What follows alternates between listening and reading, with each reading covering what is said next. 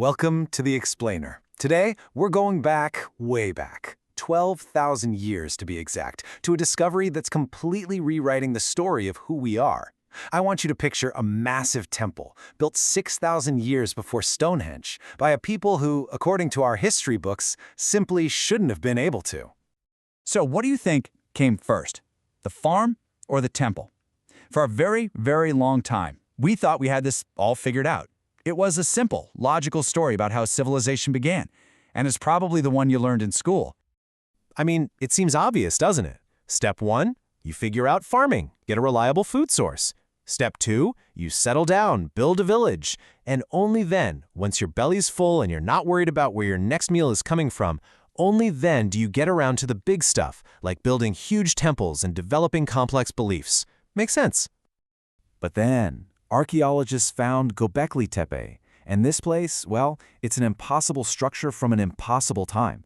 This discovery doesn't just add a new chapter to the story of humanity, it forces us to rip out the first chapter and start the whole thing over again. So our story is literally written in stone.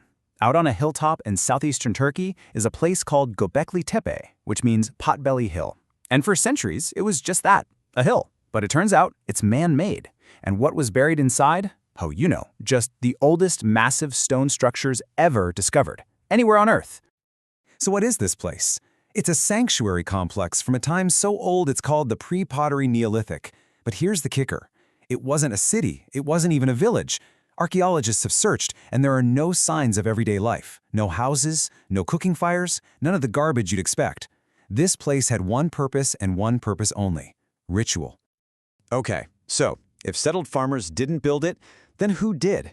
Who on Earth could have pulled off a project this monumental? This is where the story gets really wild. The answer? Hunter-gatherers. Yep, you heard that right. People with no farms, no domesticated animals, no permanent villages. Now, just let this timeline sink in. Göbekli Tepe was built around 9600 BCE. That's a staggering 6,000 years before Stonehenge. It's older than the pyramids, older than the invention of the wheel, older than pottery, and thousands of years older than writing. This just wasn't supposed to be possible. Which brings us to the million-dollar question. How? How in the world did nomadic groups with basically fancy rocks for tools pull off an engineering project of this scale? Okay, get ready for this number. 50 metric tons. That's the estimated weight of the biggest unfinished pillar they found in a nearby quarry. To give you some perspective, that's like carving and moving a single block of stone that weighs as much as 8 full-grown elephants, and doing it all by hand. And we actually know how they did it because they left the quarries right there on the plateau like a prehistoric instruction manual. They'd carve these deep channels around a block with flint tools, work their way down to a natural crack in the rock, and then use wooden levers and wedges to just pop the whole thing loose. This wasn't magic. It was sheer human ingenuity, an amazing understanding of physics, and maybe most importantly, an unbelievable amount of teamwork. So we've talked about the how, let's get to the what. What did they actually build here? This incredible gallery of beings. The site is made up of these amazing, large, circular enclosures, kind of like giant stone rings in the earth. And right in the middle of each of these circles, you find a pair of enormous T-shaped pillars that tower over everything else. They are clearly the main event. So the big question is, what are they? Well, here's the thing.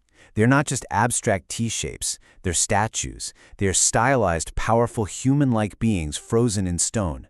This is a window right into the minds of the people who made them. And when you look closely, the evidence is right there. You can see arms carved down their sides, with long, slender fingers meeting at the front. They're even wearing clothes. Some have belts with buckles and loincloths made from fox pelts. But they have no faces. And that wasn't an accident. It was a choice. They were intentionally made to be faceless.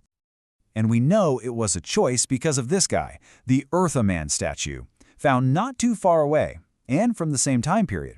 He's life-sized, and he definitely has a face. So the builders of Göbekli Tepe could have carved faces. They just didn't want to. The T-pillars are abstract. They're larger than life. They're anonymous. It all suggests they represent something beyond human. Maybe powerful ancestors, maybe spirits, or maybe even the world's very first gods.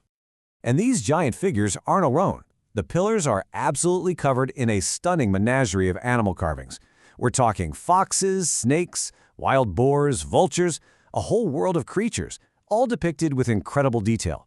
This isn't just decoration. It's like a snapshot of their entire mythology, a spiritual ecosystem carved in stone. So let's step back and look at the big picture here.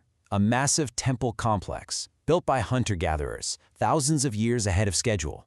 What does this do to our grand story of civilization? Well, simply put, it means we had the entire story backward. It completely flips the script. Remember the old theory? Agriculture first, then settlement, then finally religion. Göbekli Tepe suggests the complete opposite. It suggests that the new theory might be right. The shared need for ritual and religion came first, and the massive collaborative effort to build this sacred place is what actually pushed people to settle down and eventually invent farming. The lead archaeologist, Klaus Schmidt, believed exactly that. He argued that the sheer logistics of building this thing, organizing, feeding, and housing hundreds of workers for years on end, that was the problem that agriculture was invented to solve. The need for the temple may have created the need for the farm.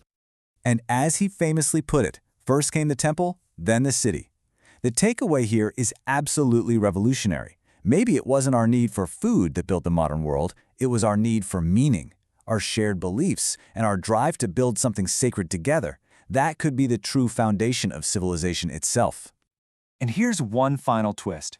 After centuries of use, Göbekli Tepe wasn't just abandoned. It was intentionally, carefully buried, hidden under that man-made hill for millennia. Its rediscovery has unearthed so much more than stone. It's left us with a profound question about what truly drives us as a species.